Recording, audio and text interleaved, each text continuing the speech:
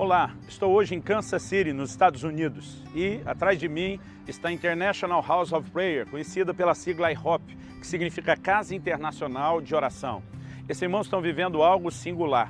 Nesse ano, completa 18 anos que eles estão orando e adorando ininterruptamente, do jeitinho que está ali na placa, 24 horas por dia, 7 dias por semana. E é com esse cenário de fundo que eu quero trazer uma palavra a respeito de oração. Muitos discutem se a importância da oração é apenas a tarefa número 1 que nos foi dada, quando Paulo, escrevendo a Timóteo, diz: exorto antes de tudo que se faça a prática de súplicas, orações e intercessões. Outros já julgam que a importância da oração é porque é o meio de recebermos algo da parte de Deus. O que eu quero te mostrar hoje, pela palavra de Deus, que oração na verdade é uma questão de sobrevivência. Se você quiser entender um pouco mais sobre isso, fique comigo e nos próximos minutos nós vamos compartilhar acerca disso. No livro de Juízes, no capítulo 15, nós lemos a respeito de como os filisteus vieram contra a nação de Judá e pediram que entregassem Sansão. Sansão vinha sendo usado por Deus, estava sendo levantado como um juiz, como um libertador, e eles queriam que o povo de Judá entregasse Sansão para que não houvesse guerra. A Bíblia fala que esses homens de Judá vão até Sansão e negociam a sua rendição porque eles não querem entrar numa guerra que eles acreditam estar perdida. E a Bíblia diz em Juízes 15, no versículo 14, chegando ele a Leí, os filisteus lhe saíram ao encontro jubilando. Porém, o Espírito do Senhor de tal maneira se apossou dele, que as cordas que tinham nos braços se tornaram como fios de linho queimados, e as suas amarraduras se desfizeram das suas mãos. Achou uma queixada de jumento ainda fresca à mão, tomou-a, feriu com ela 1000 homens, e disse: com uma queixada, um montão, outro montão, com uma queixada de jumento, feri 1000 homens. Tendo ele acabado de falar, lançou da sua mão a queixada, e chamou-se aquele lugar Ramate-Leí. Sentindo grande sede, clamou ao Senhor e disse: por intermédio do teu servo, desse essa grande salvação. Morrerei eu agora de sede e cairei nas mãos desses incircuncisos? Então o Senhor fendeu a cavidade que estava em Leí, dela saiu água. E tendo Sansão bebido, recobrou alento e reviveu. Daí chamasse aquele lugar Enacoré até o dia de hoje. Uma lição que aprendemos aqui com Sansão é, talvez, conseguimos perceber que a oração não apenas é algo importante, mas é uma questão de sobrevivência. Vamos tentar entender essa figura. Nós temos um homem sobre quem a unção do Espírito de Deus vem e ele manifesta uma força descomunal. Essa força não estava no corpo de Sansão.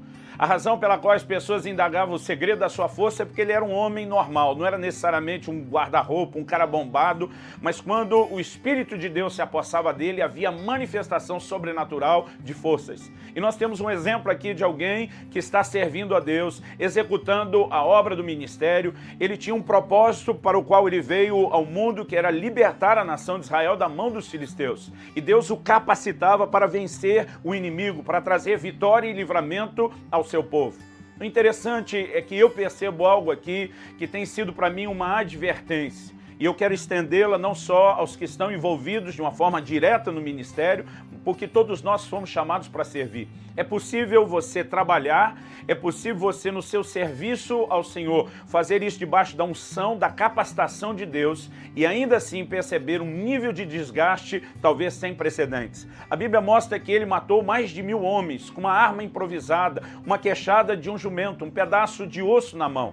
A palavra de Deus nos mostra que algo sobrenatural aconteceu, mas mesmo que Deus estivesse por trás do processo, ainda assim, Sansão, ele se sente tão cansado, tão desgastado depois, porque embora a força não era dele, era do Senhor se manifestando no seu corpo, o cansaço se manifestou no corpo dele, que foi usado para canalizar aquela força sobrenatural. E ele está num desgaste tão grande que ele diz: eu estou a ponto de morrer de sede. Muitas vezes a gente usa essa expressão, estou morrendo de sede, mas é só uma força de expressão, ninguém está morrendo de verdade. Nesse caso ele diz: o Senhor me deu um grande livramento, eu vou morrer agora de sede, porque o desgaste era tamanho que ele teria morrido. É justamente nesse momento, depois do desgaste do ministério, que a Bíblia diz que Sansão clamou ao Senhor. E aqui nós temos uma figura forte da oração. E a Bíblia diz que quando ele clamou ao Senhor, Deus abriu uma fonte. Existe uma fonte que pode trazer alento, existe uma fonte que pode fazer com que a gente recobre as forças, existe uma fonte que nos faz reviver, e essa fonte, ela é denominada por Sansão quando ele dá o nome naquele lugar de Enacoré. Essa expressão significa fonte do que clama. Há uma fonte que só é aberta, que só é ativada quando clamamos. Deus não abriu aquela fonte apenas porque Sansão estava com sede. Deus não abriu aquela fonte apenas porque Sansão tinha feito a obra dele e, afinal de contas, precisava de ajuda. A fonte só foi aberta quando ele clamou.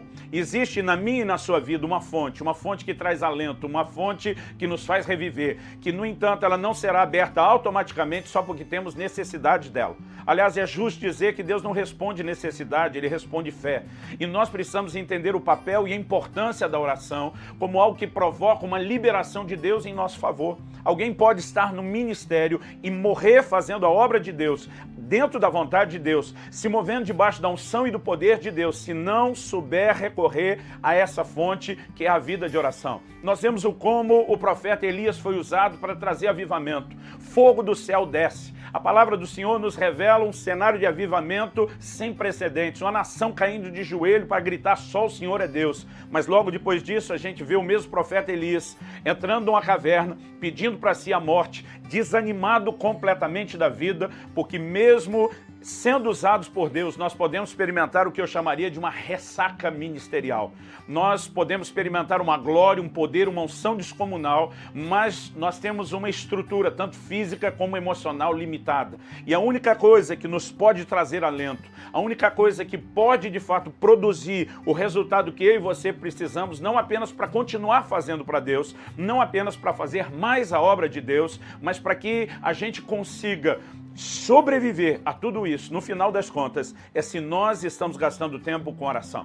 A palavra de Deus fala a respeito da unção de Deus vindo sobre Sansão, mas a Bíblia destaca pelo menos dois níveis distintos de unção. Uma é a unção sobre, é quando o Espírito de Deus vem sobre nós. E sempre que a palavra de Deus fala da unção sobre, é Deus nos levando a fazer alguma coisa para Ele. Jesus diz, o Espírito do Senhor está sobre mim porque me ungiu para pregar, me ungiu para curar, me ungiu para libertar. A unção sobre me leva a fazer algo para Deus. No entanto, a palavra de Deus diz em 1 de João, no capítulo 2, nos versículos 20 e 27, que a unção do santo, ela permanece em nós. Existe uma outra unção que ela está do lado de dentro. E quando a Bíblia enfatiza a unção do lado de dentro, ela fala de uma ação de Deus em nosso favor. Não é Deus, pelo seu Espírito, nos levando a fazer algo para Ele. É Deus fazendo algo por nós. João diz, nesse mesmo texto que fala da unção em nós, ele diz, e não tendes necessidade de que ninguém vos ensine coisa alguma, porque a unção do santo que está em vós e é verdadeira, ela vos ensina todas as coisas. Então a unção interior não é a gente sendo levado a fazer algo para Deus, é Deus fazendo algo por nós. E nós precisamos aprender a viver o ministério não apenas debaixo da unção externa, que nos leva a fazer algo para Deus, que produz resultados, mas nós precisamos ativar essa unção interna. Jesus diz, do seu interior fluirão rios de água viva. Há uma ação do Espírito Santo em nosso favor, não para levar a obra de Deus se expandir através de nós, mas em nosso favor, que ela é ativada quando eu e você nos colocamos diante de Deus em oração.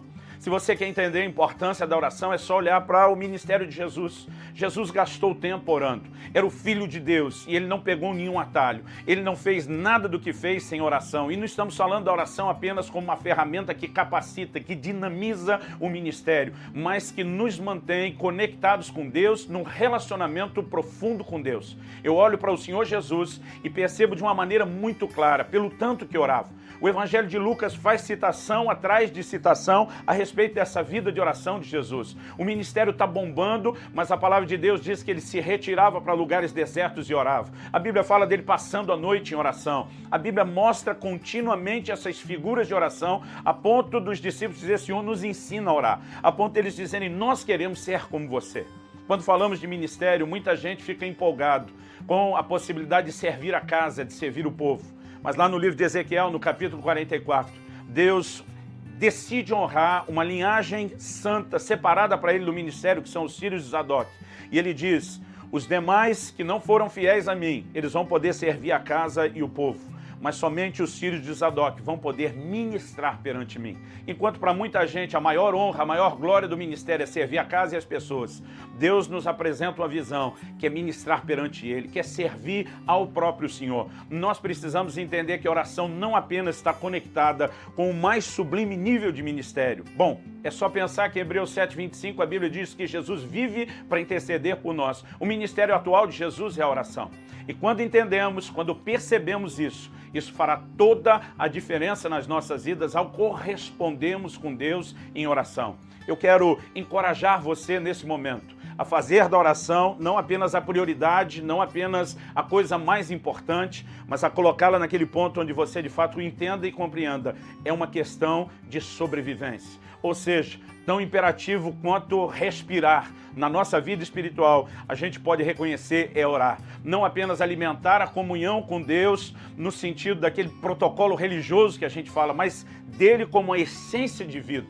Muita gente tem se perdido tentando fazer a vontade de Deus, porque não respeitou o ponto essencial. Talvez você, a semelhança de Sansão, esteja nesse momento cansado, sem alento, com aquela sensação de quem diz, eu estou morrendo de sede, no sentido espiritual mesmo. Mas se você se posicionar e recorrer a essa fonte, que é a fonte de quem clama, se você recorrer à oração, Deus ativará a fonte, que trará alento ao seu coração, que mudará completamente as coisas no seu íntimo, na sua vida. Eu quero deixar esse encorajamento a você, essa instrução, na verdade, essa advertência bíblica, para que a oração seja prioridade na sua vida e ela garanta a sua sobrevivência. Que o Senhor te abençoe em nome de Jesus.